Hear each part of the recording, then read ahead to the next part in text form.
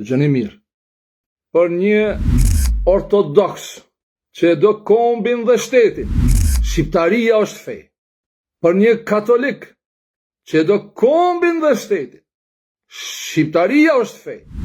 Për një bektashi që e do kombin dhe shtetin, shqiptaria është fe. Për një musliman